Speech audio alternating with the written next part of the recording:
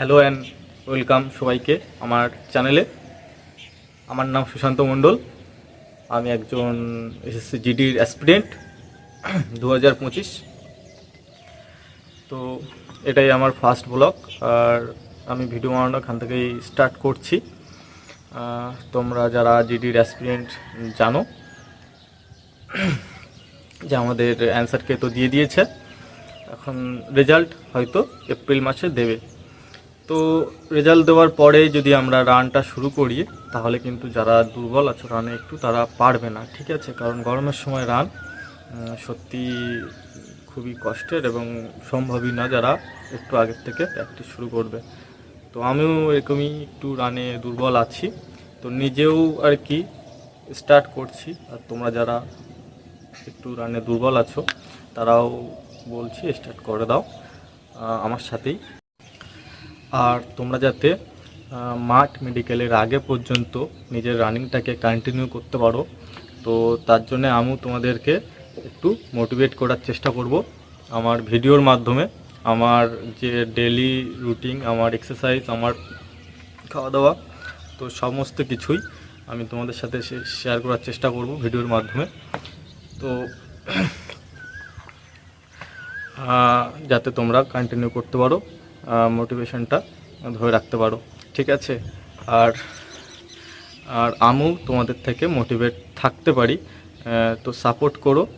আর সত্যি আমি তোমাদের থেকে মোটিভেশনটা নিতে চাই, যেরকম আমি তোমাদের মোটিভেট করব ঠিক সেরকমই। কারণ আমারও সাথে একজন থাকলে খুবই ভালো হয়, তো সেইটা কিন্তু নেই। আমি একাই, ঠিক আছে? আমি একাই ছোটাছুটি করতে হবে, তো সেখানে নিজেকেও অনেকটা একা একা লাগলে বোরিং লাগে। তো সেখানে যাতে তোমরা সাপোর্ট করো, আশা করি সাপোর্ট করবে, আর তাহলে আমিও কন্টিনিউ রাখতে পারবো ভিডিওটা, আর নিজেও মোটিভেশনের সাথে ছোটোখাটো কন্টিনিউ করে তোমাদের ভিডিওগুলো প্রোভাইড করতে থাকবো। আর হ্যাঁ, এখন আমি সবাইকে বলবো যে কেউ রোড রানিং করো না। রোড রানিং এখন একদমই করো না।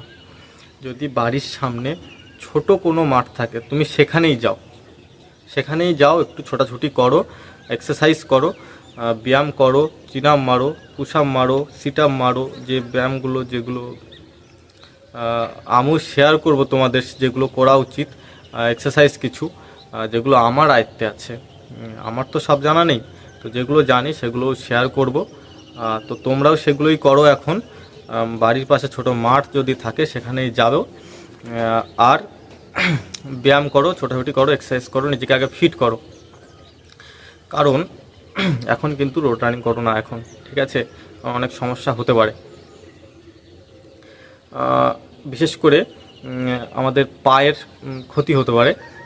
যারা নতুন আছো বিশেষ করে বলবো একদমই রোড রানিং করো না, ঠিক আছে? আমিও নিজেও করছি না। আমি এখানে এখন ফ্ল্যাট সেন্টারে আছি। তো ফ্ল্যাট সেন্টারের সামনে এই যে পাশে স্কুলটা দেখছো, এটা ক্লাস 10 অবধি। আর পাশে এই পাঁচিল দেওয়া আছে স্কুলেরই পাঁচিল, এটা ওপাশে রাস্তার এই পাশে এই যে মাঠ আছে, এইখান থেকেই ফ্ল্যাট সেন্টার অবধি, পাঁচিলটার কাছ থেকে এটা মাঠ। তো মাঠটা 200 মিটারের মতো, বেশি বড় না, বাট এখানেই আমি ছুটবো 25 কিলোমিটার, 25 পাক দিতে হবে 5 কিলোমিটারে। তো অত তো দেবো না, হয়তো 10 থেকে 15 পাকই দেবো, টাইম ধরেও দরকার নেই এখন। তেমন কিছু নিজেকে ফিট করব, এক্সারসাইজ করব। তো ওটাই করো তোমরাও সবাই, আগে নিজেকে ফিট করো, ঠিক আছে? অনেক দিন পড়াশোনা খাতিরে আমরা এইগুলো থেকে নিজেকে ফিট রাখা বা এক্সারসাইজ ছোটোখাটো থেকে তো বিরত থাকি। তাই আগে নিজের শরীরটাকে আগে তৈরি করো। একদম হট করে প্রেশার দিও না কেউ, আস্তে আস্তে তৈরি করো। আর বিশেষ করে রাস্তাতে ছুটলে কি হয়, আমাদের পায়ের যে একটা ভেন ওঠে না, ওইটা উঠে যায়, আবার লিগামেন্টেরও সমস্যা হয়, সিমপেনও হয়। তো আগে পাটাকেও তোমরা আগে বুঝতে দাও যে হ্যাঁ এবার ছুটতে হবে বন্ধু, তো সেইভাবে আস্তে আস্তে তাকে বুঝাও, হট করে দিও না প্রেশার, কারণ নিতে পারবে না। আর ভেরিকোজ ভেনটা উঠে গেলে যে ভাই কি সমস্যা, কি বলবো। এর আগের বারেও আমি আমার মাঠ মেডিকেল ছিল, তো সেখানে আমি দেখেছিলাম যে হালকা যাদের একটু শিরা উঠেছে না, তাদেরকেও রিমেডিকেল দিচ্ছিল। ওখানে এত পরিমাণ প্রায়োরিটি দেওয়া হচ্ছিল ভেরিকোজ ভেনটাকে, তো তারা রিমেডিকেলের ফিট হয়ে যাচ্ছিল, বাট রিমেডিকেল দিয়ে দিচ্ছিল। তো এটাই, তো চেষ্টা করো পায়ে প্রেশারটা আস্তে আস্তে দেওয়া শুরু করা, ঠিক আছে? তো প্রথমে মাঠে শুরু করে নিলে পাটা একটু মজবুত হবে, মজবুত হলে তারপরে তুমি রাস্তায় ছুটবে রেজাল্ট দেওয়ার পরে, তখন আর অতটা সমস্যা হবে না, ঠিক আছে? তো ওটাই, আমি যেভাবে বলছি সেভাবেই করো তোমরা, আশা করি ভালোই হবে। আর 5 কিলোমিটার রানটা সত্যি অতটা কঠিন না, কিন্তু হ্যাঁ, যে একদম ক্যাজুয়ালি নেবে সে ভাই পারবে না। তো এটাই, গরমের সময় ক্যাজুয়ালও নেওয়া যাবে না, আর বেশি একটা যে ভীষণ প্রেশার দিয়ে শরীরের ওপরে সেটাও করা যাবে না। আস্তে আস্তে আস্তে আস্তে শুরু করো, এটাই আমি বলবো। তো বন্ধুরা, আজকের আর ভিডিওটা বেশি বড় করব না।